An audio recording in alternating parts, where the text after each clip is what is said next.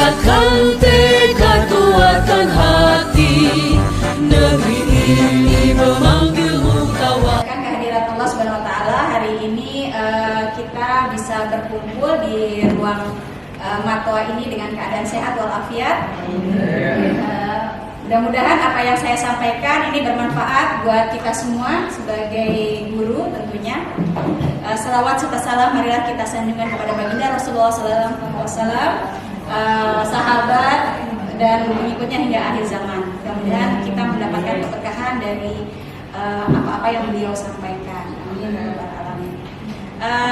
Bapak Ibu yang saya hormati, alhamdulillah sudah hadir di depan kita Bapak Iwan Taufik selaku Ketua Kepala Tata Usaha. Ya, saya mohon izin Pak Iwan untuk membuka kegiatan diseminasi ini. Ya, bismillahirrahmanirrahim. Terima kasih Bu Nani. Ya, assalamualaikum warahmatullahi wabarakatuh. Waalaikumsalam warahmatullahi wabarakatuh. Kita panjatkan puji kepada Allah Subhanahu wa Ta'ala. Mana pada hari ini kita masih diberi sehat, nikmat, panjang umur dan dapat berkumpul di ruang Matwa SMK Negeri 7 dalam pelaksanaan diseminasi budaya positif bagi calon guru penggerak angkatan ke-7, petugasnya angkatan ke-7. Semoga dalam pertemuan ini apa yang disampaikan oleh calon guru penggerak oleh Bu Nani Sultani dapat bermanfaat buat kita semua, wabil khusus rekan-rekan guru wali kelas kelas 11 yang saya hormati Bu Syarawati sudah sebagai guru penggerak angkatan ke-5, mungkin nanti dari Bu Syarawati bisa membantu Bu Nani dalam memaparkan diseminasi calon penggerak angkatan ke-7. Itu aja mungkin sambutan dari saya. Semoga teman-teman ini dapat bermanfaat buat kita semua. Wassalamualaikum warahmatullahi wabarakatuh. Waalaikumsalam warahmatullahi wabarakatuh.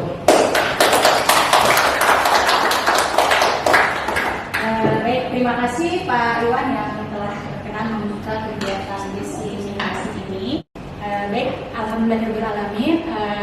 Telah hadir di tengah-tengah kita Ibu Eti Suyanti selaku Kepala SMK Negeri 57 Jakarta yang akan memberikan motivasi kepada kita semua untuk tetap melakukan yang terbaik buat murid-murid kita.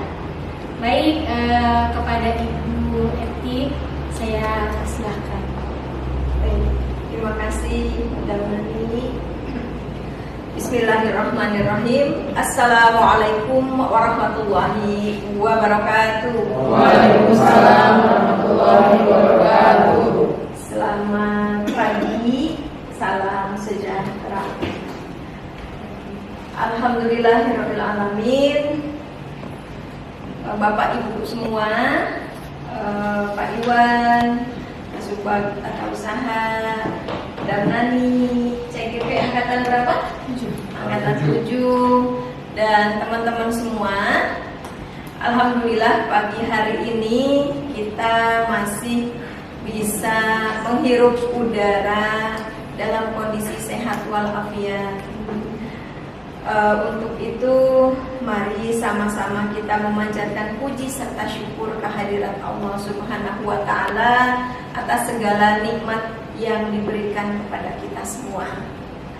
Bapak dan Ibu guru dan Bapak Kasubag, mohon izin pagi hari ini kita sedang bersama-sama mengikuti kegiatan diseminasi tentang budaya positif yang disampaikan oleh Madam Nani.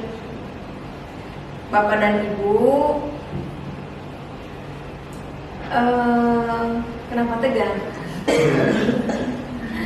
Bapak dan Ibu semua, budaya positif sejatinya harus melekat pada diri kita sebagai orang yang memilih karir sebagai guru.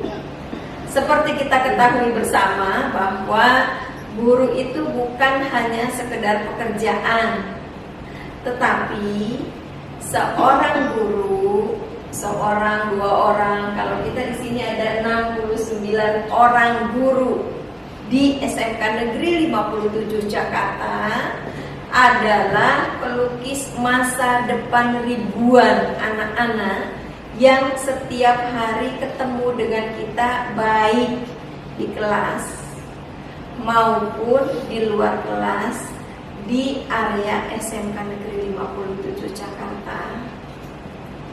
Karena kita yang memilih karir ini, kita yang dulu kuliah di IKIP atau di LPTK yang menghasilkan guru, kemudian kita juga bersumpah berkarir menjadi seorang guru, maka yuk kita sama-sama optimalkan seluruh kemampuan yang diberikan oleh Allah Subhanahu wa Ta'ala, kemudian ilmu yang diberikan selama kita kuliah, dan berbagai pelatihan dan pengalaman hidup yang kita rasakan selama ini untuk optimal dalam layanan pendidikan. Saya mengapresiasi Madam Nani dan teman-teman yang saat ini berproses menjadi guru penggerak. Semoga ya Madam Nani bisa selesai dengan sangat baik nanti. Dan saya mengajak teman-teman, ayo,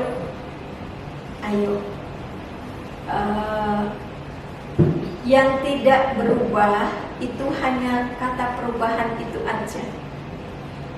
Semua di dunia ini berubah. Dari kita lahir bayi, terus jadi anak kecil, anak remaja, terus mulai dewasa muda, kita ada yang sudah menikah, punya anak, sampai setua ini misalnya sama seperti saya seangkatan sama Madam Nani. Itu semuanya kan berubah, baik secara fisik, secara mental, semuanya mudah-mudahan ke arah baik. Dan kegiatan guru penggerak itu adalah salah satu cara kita untuk mengupdate ilmu, pengetahuan, pengalaman, dan banyak sekali saya lihat testimoninya, semuanya itu baik-baik, baik-baik dan sangat baik.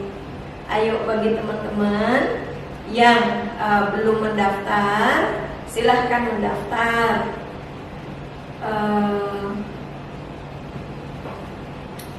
Akan jadi jauh lebih baik kita menjadi pembelajar. Sebagai guru, kita adalah pembelajar sepanjang hayat. Dan kegiatan desiminasi yang diberikan oleh Madam Nani pada pagi hari ini semoga bermanfaat dan bisa kita implementasikan dalam kegiatan kita sehari-hari. Bapak dan Ibu yang saya hormati, demikian yang saya sampaikan. Selamat untuk Madam Nani, semoga lancar kegiatannya sampai selesai, sampai ditetapkan menjadi guru penggerak. Saya support selalu, saya yakin seluruh keluarga besar SMK Negeri 57 Jakarta mensupport kegiatan ini. Semoga apa yang diberikan dalam kegiatan guru penggerak nanti bisa diimplementasikan dalam layanan pendidikan di SMK Negeri 57 Jakarta. Dari saya cukup sekian, saya akhiri. Assalamualaikum warahmatullahi wabarakatuh. Waalaikumsalam warahmatullahi wabarakatuh. Terima kasih kepada Ibu Eti yang sudah memberikan motivasi yang luar biasa buat saya pribadi dan teman-teman atas supportnya dan hal-hal yang mungkin kedepannya akan menjadi saya lebih semangat lagi belajar. Terima kasih Ibu. Kita kasih aplaus lagi buat Ibu. Selanjutnya Bapak Ibu izinkan saya untuk berbagi tentang materi budaya positif.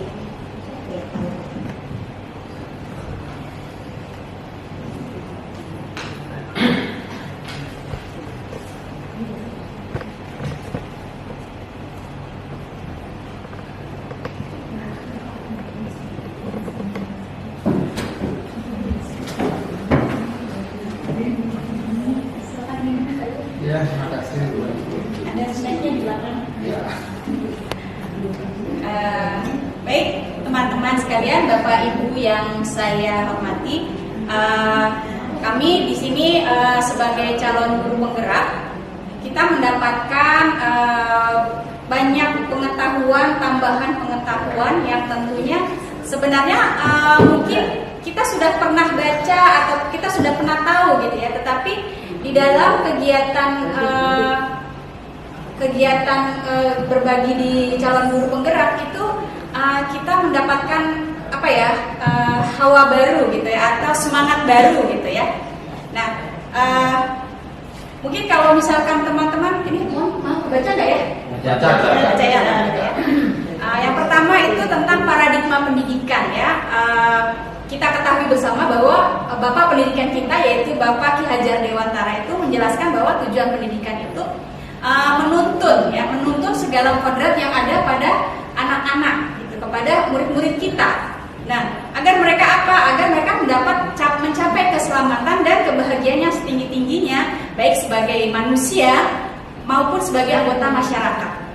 Dan untuk itu kita ini para guru yang harus menuntun ya, menjadi among bagi para murid kita ini untuk menjadi manusia yang diharapkan oleh bangsa dan negara ini ya. Tentunya kalau kita pahami tentang tujuan pendidikan itu sendiri, kita sudah paham betul gitu ya.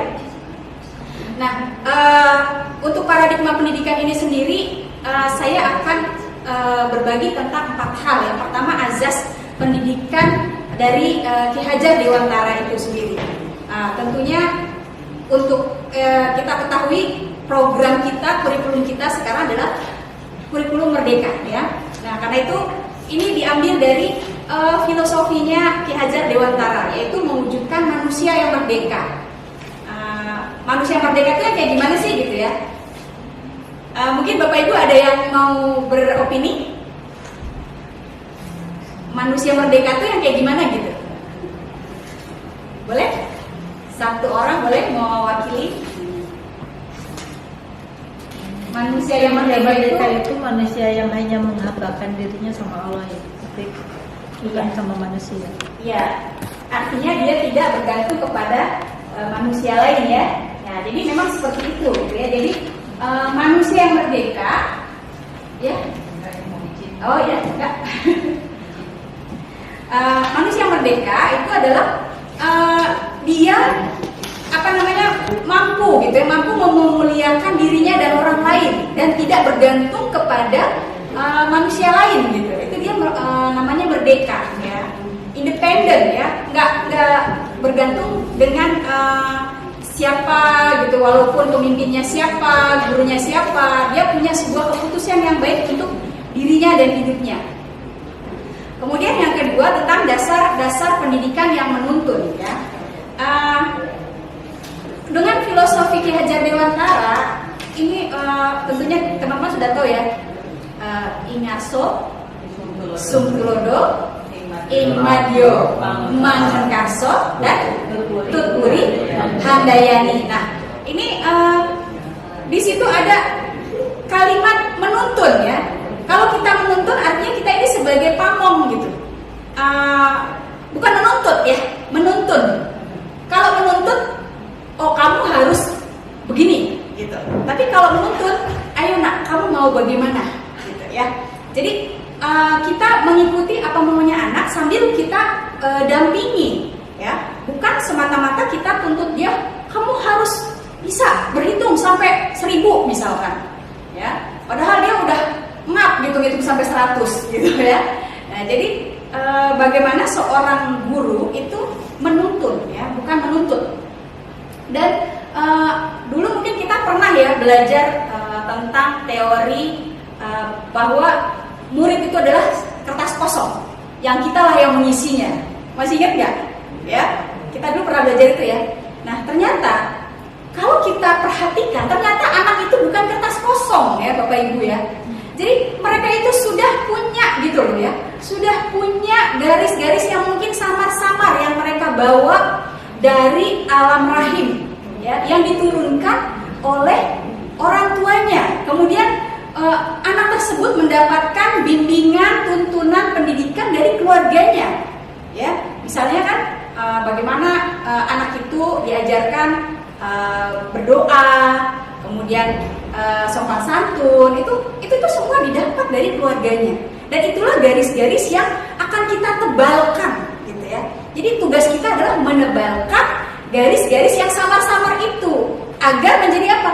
Menjadi karakter yang memang dia kuat sampai nanti ketika dia dewasa mampu bergabung dengan masyarakat, mampu bekerja, mampu berkarya, seperti itu. Nah, seandainya ada yang buruk bagaimana? Kitalah yang akan memperbaiki itu, gitu. Jadi jangan kita pernah punya persepsi atau pemikiran bahwa anak itu udah jelek aja dari sananya, nanti dia akan jelek terus.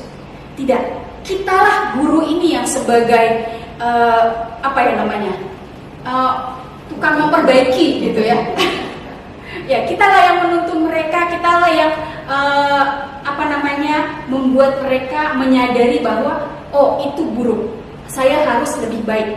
Kita, jadi tugas kita ini memang berat, tetapi itulah yang memang Allah itu kasih, gitu ya. Ini loh anugerah buat para guru. Makanya kalau jadi guru itu pahalanya dunia akhirat itu Bapak. Insya Allah ya. Ya, insya Allah ya. Yang penting apa? Kita ikhlas. Nah, jadi kita akan memperbaiki murid-murid kita ini menjadi manusia yang seutuhnya. Karena itu juga merupakan satu tujuan pendidikan, ya. Itu ada di dalam pasal 12 tentang standar pendidikan nasional, gitu ya. Oke, berikutnya tentang kodrat alam dan kodrat zaman. Bapak Ibu menyadarikah ketika kita mengajar di tahun mungkin Bapak Ibu ada yang mengajar sebelum tahun 2000-an? Sebelum tahun 2000-an ada ya di sini? Ada ya? Ada ya, alhamdulillah ini ada Bapak Ibu guru yang senior sama seperti saya, belum 2 tahun 2000 udah ngajar. Nah, dengan tahun setelah tahun 2000, ya setelah tahun 2000-an, bagaimana? Apakah anak kita modelnya sama? Sama nggak? Beda ya. Kenapa? Mereka punya kodrat alam dan kodrat zaman yang berbeda. Nah, ketika kita menyadari bahwa siswa itu punya kodrat alam dan kodrat zaman yang berbeda, maka kita harus dinamis, ya. Kita harus dinamis dan kita mau berubah. Kita mau membentuk mereka itu dengan cara yang berbeda. Ya, mungkin kalau dulu siswa ngelihat gurunya aja dari jauh gitu, ngeliat, oh ada Pak Rahmat, langsung dia rapi-rapi. Waduh, kenapa? Pengen dilihat sama gurunya terlihat rapi. Kalau sekarang luar biasa, ya. Kita ada effort, ada usaha dulu gitu ya. Baru anak itu, oh saya salah ya, gitu ya. Jadi ini sebuah perubahan yang kita tidak bisa pungkiri, ya. Dan itu kita temukan Bapak Ibu. Bahkan kepada anak biologis kita pun demikian, benar tidak? Ya, karena memang zamannya sudah berbeda gitu. Nah, jadi kita harus mau berubah dan mau mengikuti. Oh, mereka ini kayak gini gitu. Jadi kita coba, kita cari celahnya bagaimana kita bisa mengikuti mereka dan bisa membentuk dan mengembalikan gitu ya, asalahnya si anak ini nih dengan tujuan akhirnya gitu ya, menjadi manusia Indonesia seutuhnya gitu ya. Nah, itu ya. Yang berikutnya ada budi pekerti. Tentunya kalau budi pekerti ini tidak 100% itu karya kita Bapak Ibu. Karena di situ ada campur tangan dari keluarga ya. Karena itu pembentukan budi pekerti ini kita harus kerjasama dengan orang tua ya. Apalagi kita ya di SMK ya, kita tuh menerima anak itu sudah usia menjelang dewasa ya, hampir terbentuk sebenarnya. Tetapi kita masih bisa mengarahkan. Nanti kalau yang seperti ini yang kurang baik, maka kita arahkan menjadi lebih baik. Nah, karena itu kalau kita pikir budi pekerti itu apa sih? Ya. Mungkin Bapak Ibu ada yang mau kasih pendapat? Budi pekerti, ya, Budi Damira.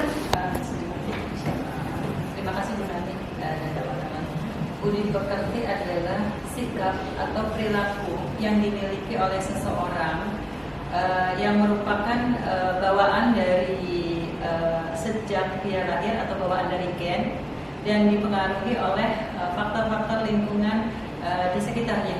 Demikian, terima kasih. Ya, terima kasih Bu Damira. Ya, jadi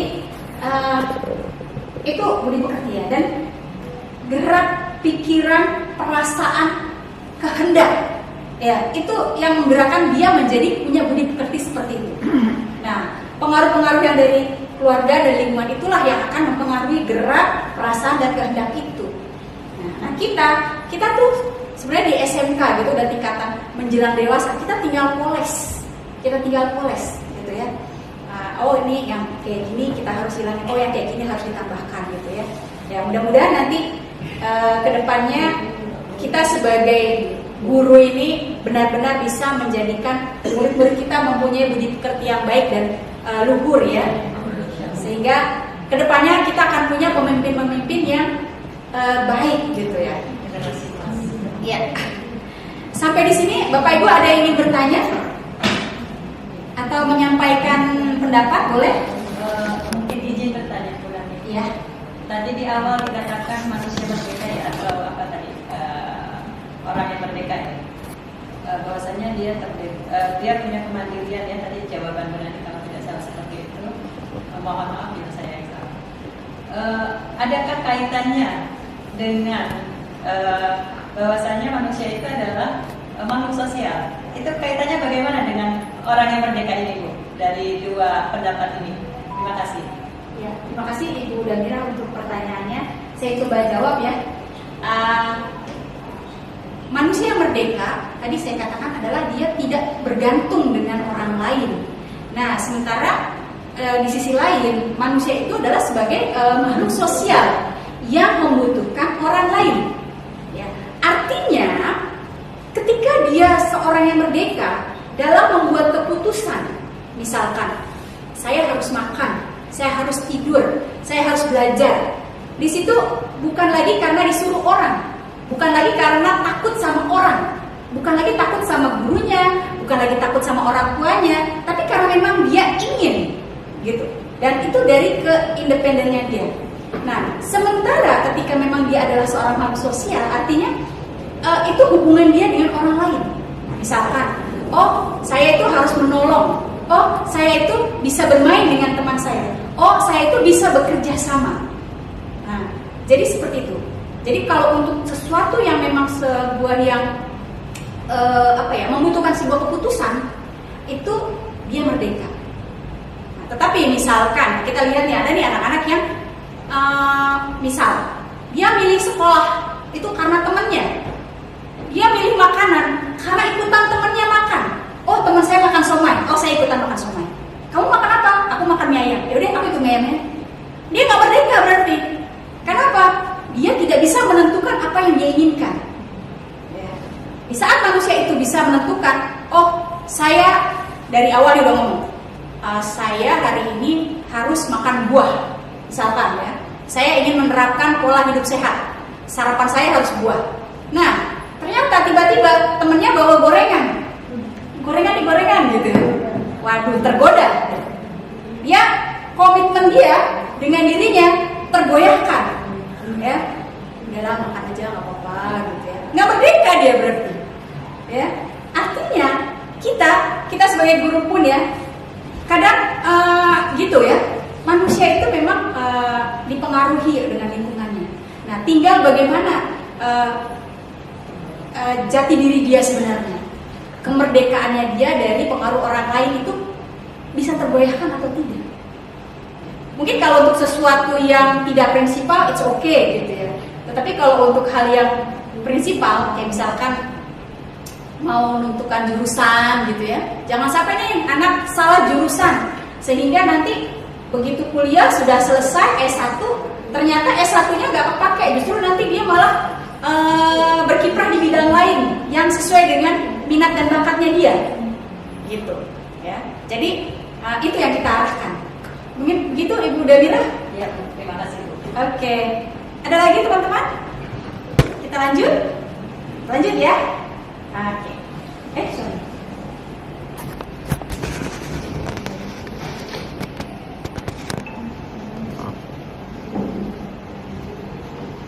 Oke, nah berikutnya di sini kita akan bicara tentang disiplin positif, ya. Apa sih itu disiplin positif? Mungkin teman-teman kita semua tahu gitu bahwa kita di institusi sekolah itu memang harus menegakkan disiplin. Nah, tetapi apakah disiplin itu sudah positif gitu ya? Karena terkadang anak itu melakukan suatu hal itu hanya karena dia takut, hanya karena dia nggak enak, hanya karena dia yang lainnya alasannya, bukan untuk membuat dia punya pribadi yang lebih baik seperti itu. Nah, padahal di sini tujuan dari disiplin positif adalah agar terbentuk murid yang berkarakter, ya, berdisiplin, santun, jujur, peduli, bertanggung jawab, ya, dan merupakan pembelajar sepanjang hayat, ya, sesuai dengan standar kompetensi lulusan yang diharapkan. Nah, jadi bagi siswa atau murid yang disiplinnya baik, ya, memenuhi kriteria yang kita inginkan, tentunya nantinya akan jadi anak-anak yang sukses di kedepannya. Ya, karena apa? Mereka sadar diri. Itu tadi, dia jadi merdeka, jadi anak yang merdeka. Dia bisa menentukan apa yang dia inginkan. Nah, tentunya kita sebagai guru di kedepannya kita harus mulai nih, gitu. Walaupun enggak tega. Kenapa? Ini nanti untuk mereka, gitu ya. Ketika kita di sekolah, kita mulai mengarahkan anak, nah, kamu harus seperti ini, harus seperti itu. Itu untuk kebaikan mereka, gitu ya. Karena apa? Kita menyadari nih, kita jadi guru nih 10-20 tahun, terasa nggak? Kayaknya cepet ya waktu berlalu. Saya di sini aja udah lebih dari 20 tahun gitu, nggak terasa. Ya tiba-tiba, oh udah 20 tahun gitu ya. Nah, setiap tahun kita meluluskan tamatan yang seperti apa gitu ya. Yang pengennya tuh kita, dia kayak gimana sih gitu. Begitu kita ketemu dengan alumni yang sudah bekerja, sukses, bagaimana perasaan Bapak Ibu? Bangga ya. Dan ketika mereka bilang ini, oh Ibu, Bapak ingat nggak? Bapak Ibu pernah ngomong kayak gini sama saya, sehingga saya termotivasi untuk begini. Pernah nggak Bapak Ibu merasakan hal seperti itu? Bagaimana rasanya? Apa yang ada di dalam hati kita? Sebuah kebanggaan, sebuah rasa syukur yang tiada tara, karena kita, oh, Masya Allah gitu, kita bisa mengantarkan siswa kita menjadi orang yang luar biasa, gitu ya.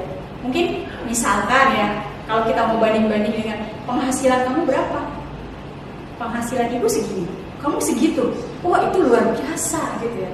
Murid kita bisa melebihi apa yang kita miliki, itu sebuah prestasi yang luar biasa. Itu namanya guru hebat. Kenapa? Mampu menghebatkan murid-muridnya. Gitu ya Bapak Ibu. Oke, kita lanjut ya.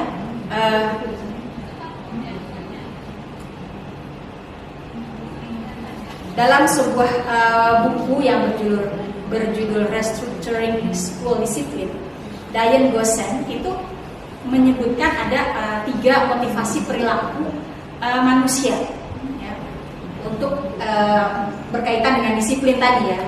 Mereka melakukan itu untuk apa? Yang pertama itu untuk menghindari ketidaknyamanan atau hukuman ya.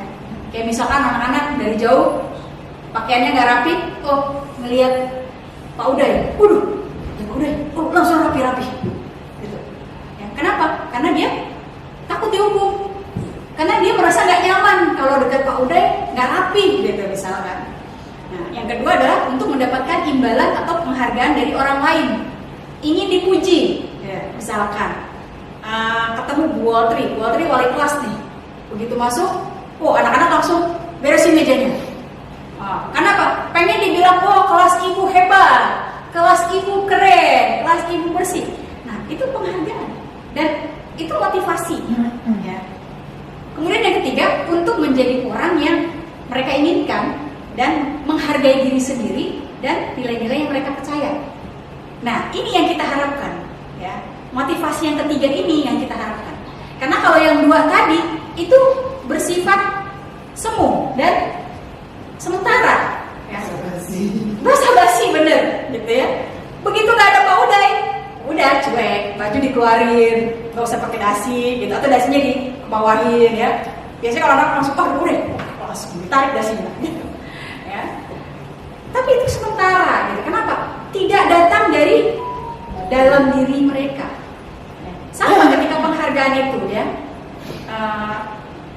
ternyata Bu Walter biasa-biasa aja tuh, nggak ada bilang makasih, nggak bilang keren, nggak bilang wah kelas ini hebat, biasa aja, nggak ada penghargaan, maka dia akan sudahlah besok nggak usah kayak gitu. Ya. Kenapa? Mengharapkan, dan itu tidak datang dari dalam dirinya, gitu ya, Bapak Ibu. Selanjutnya nih ya, kadang ketika kita menegakkan disiplin, apa yang kita lakukan? Kita ingin menegakkan disiplin, apa yang kita lakukan biasanya Bapak Ibu?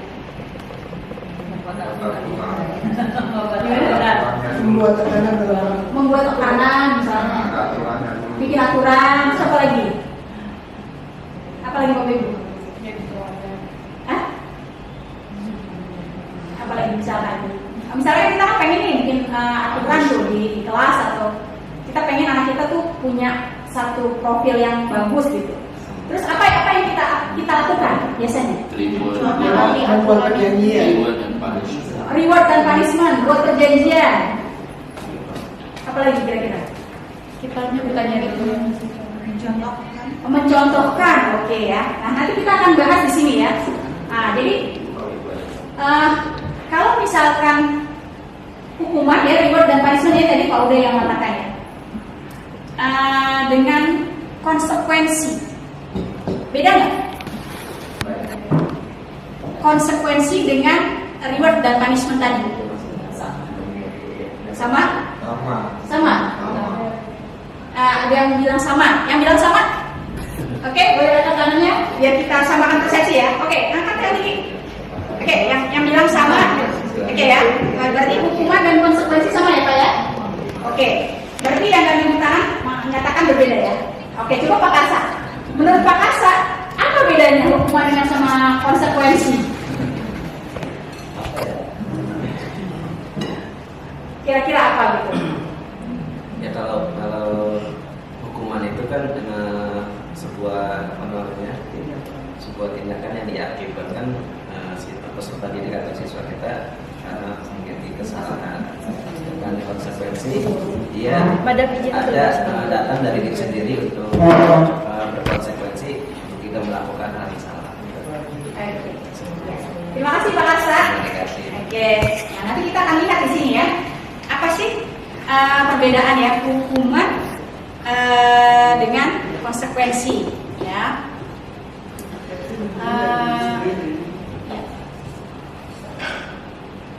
Apakah ini bisa diklik muncul?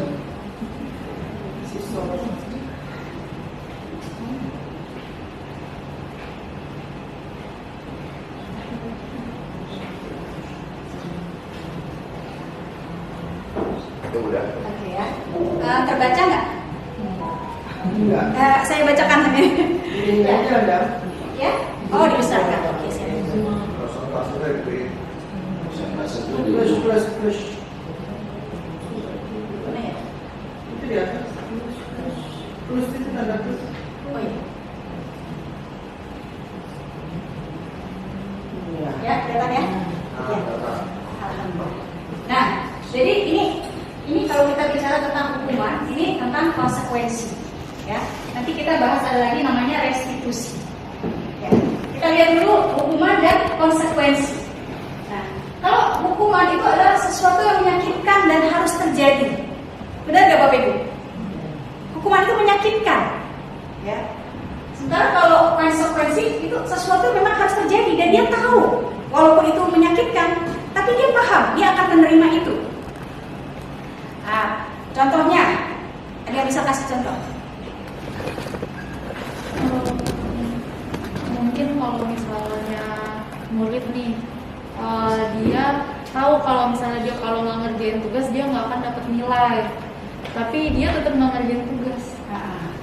Nah, terus hukumannya? hukumannya dia nggak dapat nilai terus. Nggak dapat nilai. Iya.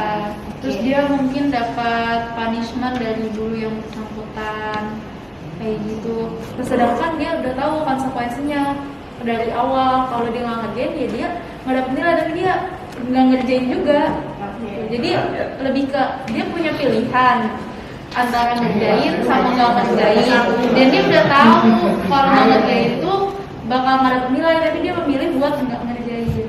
Jadi di awal udah ada pilihan sebenarnya. Jadi itu sebenarnya hukuman atau konsekuensi? Konsekuensi. Konsekuensi. Iya. Kalau yang hukuman, Tapi ntar akhir pas mau bikin rapot dia ngejarin minta nilai kan berarti masih apa itu berarti? Kan kadang anak suka kayak gitu ya, jadi kayak dalam jangka pendeknya dia nggak dapat nilai, tapi kan pas mau di bagian rapot itu kan jadi jangka panjang, dia ngejar-ngejar kita. Iya. Ya berarti itu konsekuensi ya. Karena dia itu apa? Sesuatu yang harus terjadi gitu ya. Walaupun dia tahu itu menyakitkan buat dia. Nah, kalau hukuman misalnya kasus yang berbeda. Mungkin dia melanggar tata tertib sekolah, seperti misalnya dia tawuran atau dia melakukan pelanggaran di luar sekolah, tetapi itu kan konsekuensinya mencoreng nama baik sekolah, dan dengan begitu dia harusnya menerima hukuman dari sekolah karena sudah menjelekan nama sekolah. Mungkin hukumannya bisa dikeluarkan atau gimana. Oke, ya. Nanti kita lihat ya apa bedanya. Kemudian hukuman ini membuat dia nyaman nggak? Enggak kan sebenarnya ya. Tapi sebenarnya dia tahu nggak? Sebenarnya dia tahu. Oke. Kalau konsekuensi sama nggak nyaman ya untuk jangka pendek, karena nanti di sini akan ada treatment berikutnya ya. Nah, terus hukuman itu juga korban ya itu mendapatkan keadilan. Ya, artinya, misalnya bullying, ya, ada kasus bullying, si korban itu akan mendapatkan saya dibelain, karena apa? Yang membuli itu dihukum, gitu ya. Nah, kalau konsekuensi itu korban bisa diabaikan. Ya, kenapa? Karena udah sama-sama tahu antara si korban sama yang melakukan gitu. Ya. Oke. Kemudian yang berikutnya di sini ya anak akan tersakiti ya. Kalau ini hanya dibuat tidak nyaman gitu. Kenapa? Dengan aturan gitu ya, pasti ini tidak nyaman gitu kan. Maunya anak datang semaunya jam 7, jangan dikasih hukuman, jangan diapa-apain, jangan dicatat gitu ya, telat, santuy gitu kan. Nah, kalau ini dia akan merasa, waduh, saya misalkan disuruh terlambat datang, disuruh lari misalnya. Nah, udah jauh, rumahnya capek-capek, belum sarapan, kan disuruh lari pulang. Nah, jadi kan tersakiti ya, ini hukuman. Kemudian perilakunya pasif, agresif dan meningkat gitu. Dan ini memunculkan karakter yang seperti ini ya. Sedangkan kalau untuk konsekuensi ini di sini adanya penguatan, tapi nggak tahan lama gitu. Kenapa? Dia akan mulai coba-coba nakal biasanya. Nah, kemudian hukuman juga sistem tidak akan berjalan bila murid tidak takut. Jadi kita itu membuat anak takut ya, bukan anak patuh tapi takut ya. Kalau konsekuensi itu memerlukan monitoring dan supervisi terus-menerus. Jadi gurunya harus mantengin baru anaknya nurut. Ya, itu konsekuensi. Ya. Kemudian kalau berikutnya berlaku hanya pada sebuah institusi, mungkin tidak berlaku untuk sekolah lain. Kita kadang suka itu kan, itu tuh di sekolah ini kalau ini begini gitu ya, dibanding-bandingin sama kita. Kok kita nggak bisa gitu?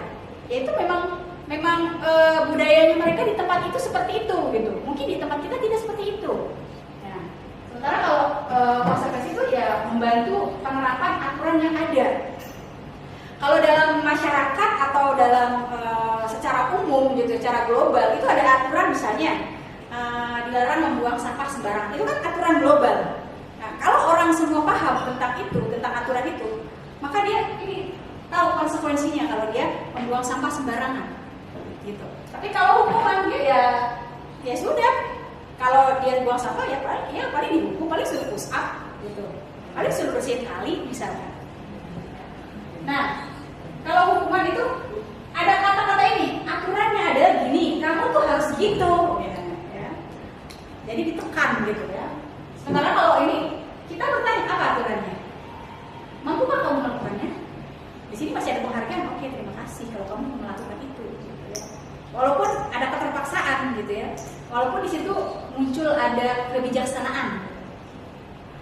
Nah, pastinya murid itu membenci peraturan. Bahkan ada statement yang mengatakan peraturan itu dibuat untuk dilanggar, gitu ya. Iya. Sementara kalau konsekuensi itu anak menghormati peraturan. Jadi ketika misalkan di awal kita mengatakan ini loh di sekolah kita aturannya seperti ini. Kalau kamu mau mengikuti aturan ini, kamu boleh masuk sekolah ini. Kalau kamu nggak suka ya kamu jangan masuk ke sini. Kan ada rasa nggak enak ya. Ada rasa nggak enak ketika kita ngomong kayak gitu. Padahal memang kita inginnya seperti itu. Gitu. Nah, jadi kalau hukuman itu bersifatnya negatif, kalau konsekuensi itu bersifat netral. Nah, di situ kalimatnya, ya, kalimatnya seperti ini: awas, awas kalau kamu melakukan lagi, kamu, saya apa gitu ya.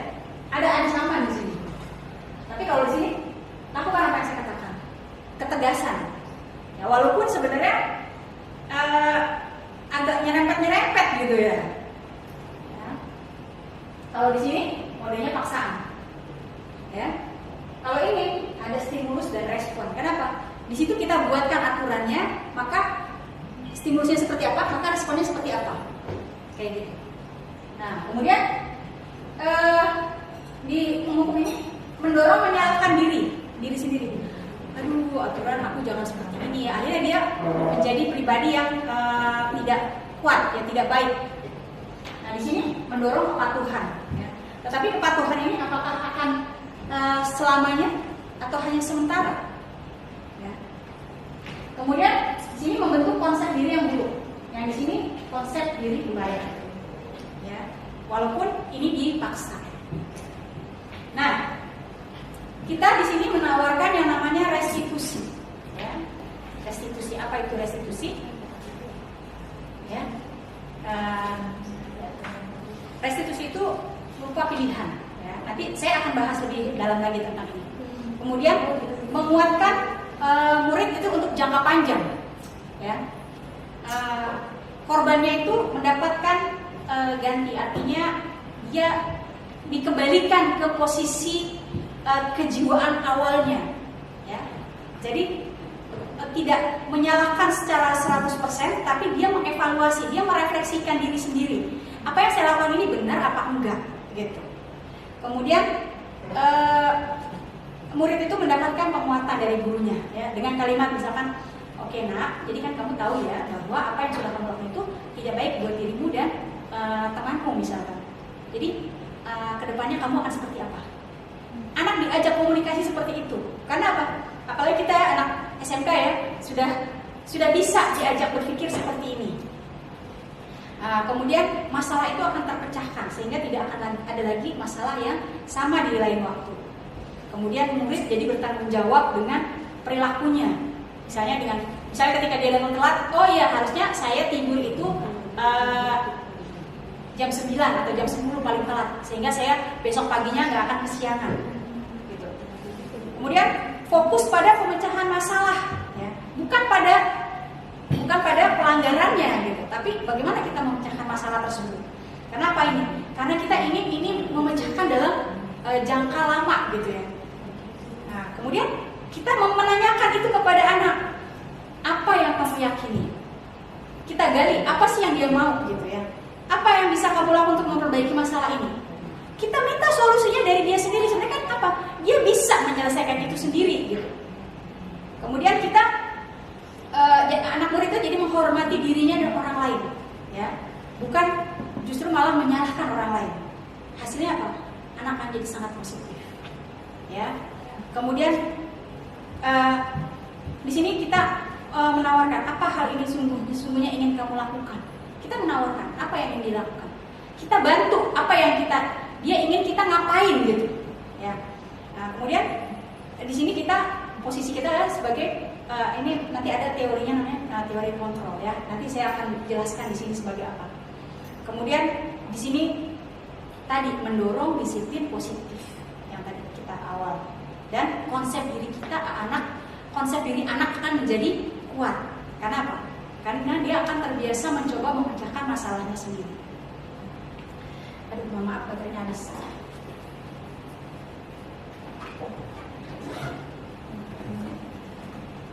Silakan diminum dan dimakan dulu Bapak Ibu. Sudah habis. Sudah habis. Boleh nambah kan masih ada? Kasih kenyang. Ada biji terlewat ya? Oh iya.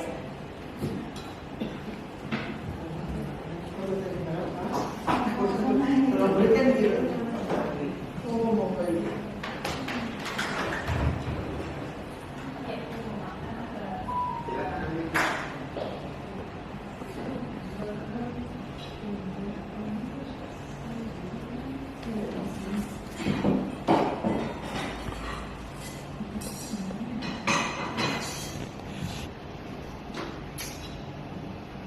Nah, oke. Kita kesimpulan ya tadi dari hukuman dan konsekuensi ya. Jadi kesimpulannya hukuman itu sifatnya tidak terencana atau tiba-tiba. Kenapa? Kita menemukan pelanggaran itu tiba-tiba gitu ya. Kemudian murid itu tidak tahu yang akan terjadi dan tidak dilibatkan ya. Karena dia datang terus dalam keadaan terlambat, lari-lari, terus dia nggak tahu nih apa yang akan dilakukan oleh gurunya gitu ya. Terus hukuman itu bersifat satu arah ya dari gurunya aja. Terus hukuman itu tanpa melalui suatu kesepakatan. Jadi kan kalau guru kesepakatan itu apa, hukuman itu nggak ada kesepakatan ya, udah pokoknya lakukan. Ya. Dan hukuman itu bisa mungkin saja berupa fisik atau psikis gitu ya. Kita kadang mungkin gitu doang gitu ya. Menurut kita, tapi menurut anak itu sesuatu yang luar biasa. Ya. Mungkin menurut kita kata-kata atau misalkan seorang guru yang bergetan gitu ya, menarik leher di kerah gitu ya. Mungkin buat dia itu suatu hal yang biasa, tapi buat si anak mungkin dia nggak pernah diperlakukan seperti itu, maka dia akan tersakiti luar biasa. Walaupun mungkin fisiknya nggak kenapa-apa, cuma perlakuan itu yang menyakitinya. Nah, sementara konsekuensi itu terencana karena sudah disepakati. Kita tuh bikin aturan kayak gini, kamu melanggar maka konsekuensinya begini. Nah, jadi anak itu udah tahu. Nah, umumnya bentuk konsekuensi itu dibuat oleh sekolah dan murid itu mengetahui dan menyetujui. Ya, seperti kita dulu pernah ya buat kan tata tertib anak tanda tangan di atas materai. Berarti kan dia membaca dan menyetujui, tahu. Dan konsekuensi tetap dibuat tidak nyaman. Ya. Untuk jangka waktu pendek. Nah, nantinya ke depannya itu pasti akan ada efek-efek yang buruk. Nah, ini kesimpulan dari hukuman dan konsekuensi. Oke, kita main-main sedikit ya, Bapak Ibu. Boleh. Sebenarnya ini saya pengennya pakai kelas poin. Ternyata kodenya nggak muncul ya. Kode kelas poinnya nggak muncul.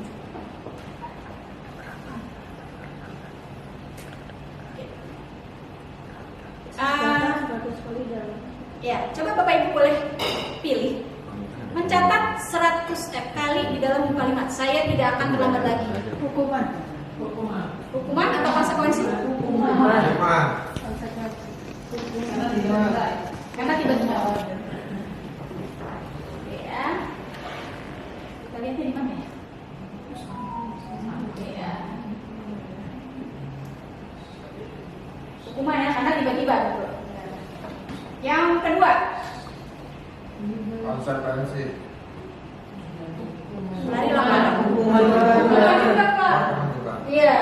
Karena mungkin kalau sama Pak Iwan larinya 2 kali, ntar sama Bu Waltri 3 kali.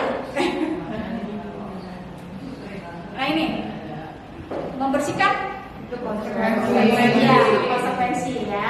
Oke, membersihkan coretan yang dibuat di meja tulis. Ini hukuman. Yes. Ya, hukuman ya. Menggantikan aktivitas. Oke. Ya, jadi Bapak Ibu ternyata sudah paham ya tentang hukuman dan konsekuensi. Oke, kita udah sepakat ya. Oke. Nah, tadi Pak Uday cerita tentang reward dan punishment ya Pak. Nah, ini kita bicara tentang reward. Penghargaan. Ternyata Bapak Ibu, reward atau penghargaan itu tidak selamanya itu baik. Ya, tidak positif selamanya. Ya.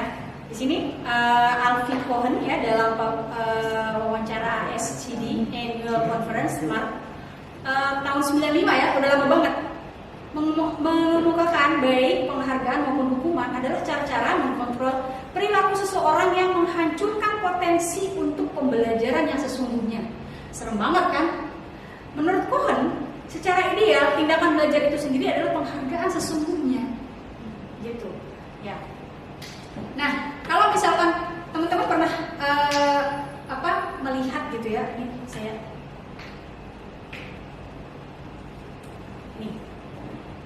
penghargaan itu ada pengaruh jangka pendek dan jangka panjangnya Bapak Ibu. Ya, jangka pendeknya kira-kira apa? Ya, dia happy. Ya, dia happy. Jangka panjangnya dia akan kecanduan dengan penghargaan tersebut. Ya.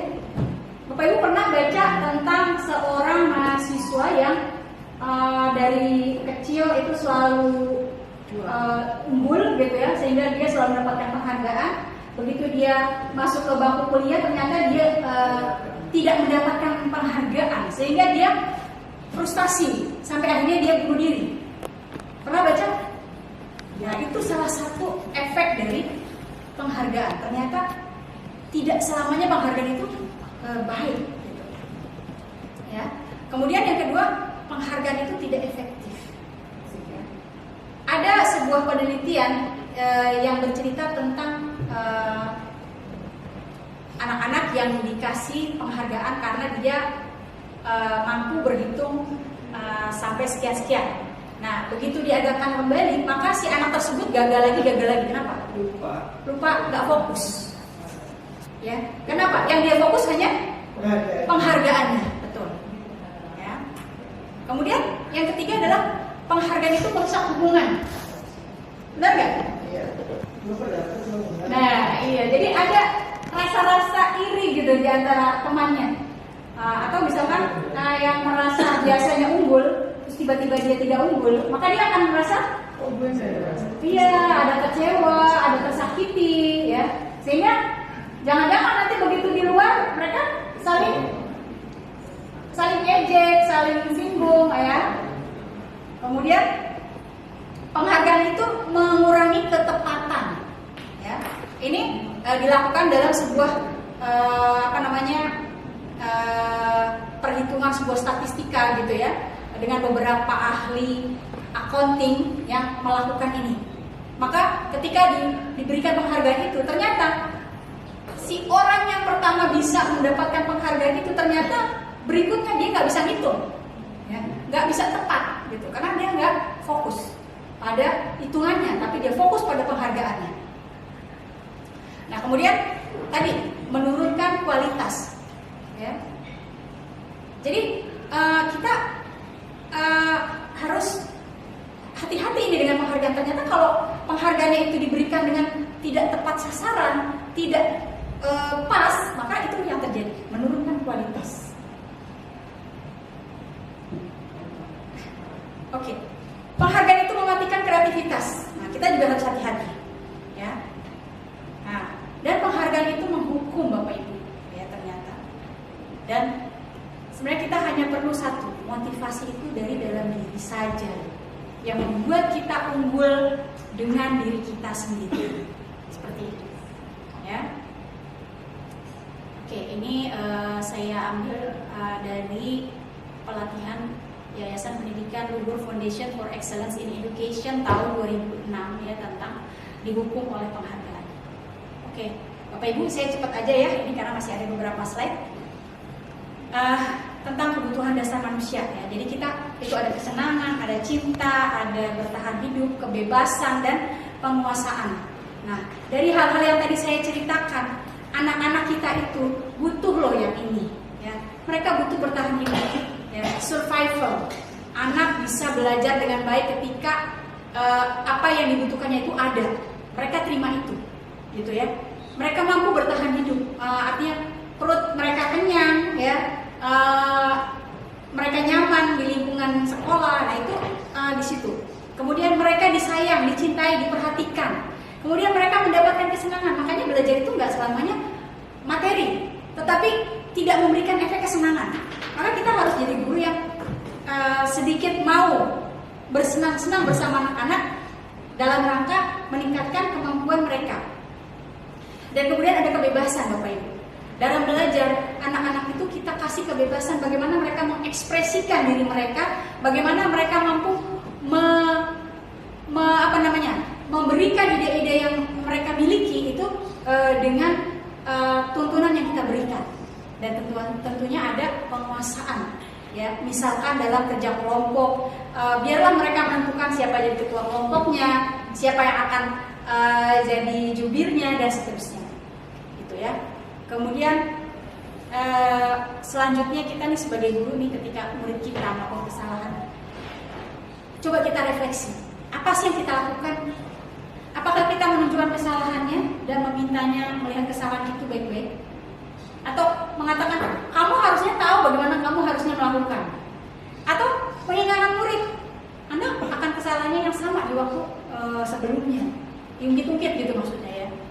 Atau bertanya, kenapa kamu melakukan sesuatu yang harusnya tidak kamu lakukan? Ya. Atau mengkritik dan mendiamkannya. Atau bilang lagi, kamu lagi. Pernah gak kayak gini Bapak Ibu? Sering. Ya. Hati-hati Bapak Ibu. Ternyata kalau kita lakukan ini, kita akan membuat murid kita jadi gagal. Ya, na'udzubillah min dzalik, ya. Kita berinsaf diri, ya. Semoga kita tidak melakukan ini lagi, ya Bapak Ibu, ya. Kita insafi diri kita. Nah, kita sebagai guru itu punya 5 posisi kontrol, ya. Pertama sebagai penghukum, kedua sebagai pembuat merasa bersalah, ketiga sebagai teman, yang keempat sebagai pemantau, yang kelima sebagai manajer. Terakhir ya, kita bicara tentang kesepakatan atau keyakinan kelas. Ya, jadi mengapa kita membuat keyakinan kelas, ya, bukan peraturan kelas, gitu ya. Jadi keyakinan kelas ini bersifat memang lebih abstrak, ya, daripada peraturan. Kemudian keyakinan kelas ini berupa pernyataan-pernyataan ya Bapak Ibu, dan ini universal, gitu. Kemudian pernyataan ini merupakan yang hal berbentuk positif, gitu. Kemudian juga jangan terlalu banyak, ya, karena nanti kalau terlalu banyak anak akan bingung, gitu ya. Kemudian keyakinan kelas ini juga yang harus kita terapkan nanti di kelas kita masing-masing. Untuk Bapak Ibu wali kelas 11, ya, nanti kita akan buat keyakinan kelas di kelas kita masing-masing, terutama tentang disiplin berpakaian, ya, karena kita perhatikan anak-anak kita mulai groomingnya itu masih kurang, gitu ya. Jadi nanti kita akan terus membiasakan anak itu untuk berpenampilan yang baik, rapih, gitu ya. Nah, kemudian dengan keyakinan kelas ini kita berharap semua warga kelas itu akan berpartisipasi. Misalnya murid dengan murid itu mengingatkan, dasi kamu belum rapi, rambut kamu belum rapi, dan seterusnya seperti itu, ya. Nah, kemudian peraturan ini atau keyakinan kelas ini hendaknya bisa kita tinjau ulang. Misalkan dalam satu hal anak itu sudah baik, maka kita akan tinjau ulang. Nah, contohnya nanti kita akan buat seperti ini, ya. Misalkan contoh di sini, ya, selalu menjaga kebersihan kelas dan halaman sekolah misalnya. Nah, ini ditentukan oleh siapa? Ditentukan oleh kita sama-sama, kita dengan anak-anak kita di kelas. Jadi nanti saya berharap Bapak Ibu di kelasnya masing-masing bisa membuat keyakinan kelas seperti ini. Jadi dibuat kesepakatannya, kemudian dibuat posternya, nanti posternya ditempel di kelas masing-masing. Begitu. Itu hasil dari paparan saya yang terakhir, ya. Mudah-mudahan nanti kedepannya dalam waktu 1 atau 2 minggu ke depan saya bisa melihat keyakinan kelas Bapak Ibu bersama anak-anak di kelasnya masing-masing. Demikian paparan saya pada hari ini. Apakah ada pertanyaan? Baik, tidak ada? Ya, karena waktu juga yang membatasi kita, masih ada aktivitas kita yang lain yang harus kita lakukan. Saya mengucapkan terima kasih banyak pada Bapak Iwan Taufik, kepada Ibu Irti selaku kepala sekolah, dan kepada Bapak Ibu guru, wali kelas 11. Dan di sini alhamdulillah ada tim manajemen juga hadir. Terima kasih atas kehadirannya. Mohon maaf apabila ada kesalahan. Yang sempurna itu datangnya hanya dari Allah saja, sementara kesalahan itu datang dari saya pribadi yang saya harus masih banyak belajar. Terima kasih atas perhatiannya. Billahi taufiq wal hidayah. Wassalamualaikum warahmatullahi wabarakatuh. Waalaikumsalam.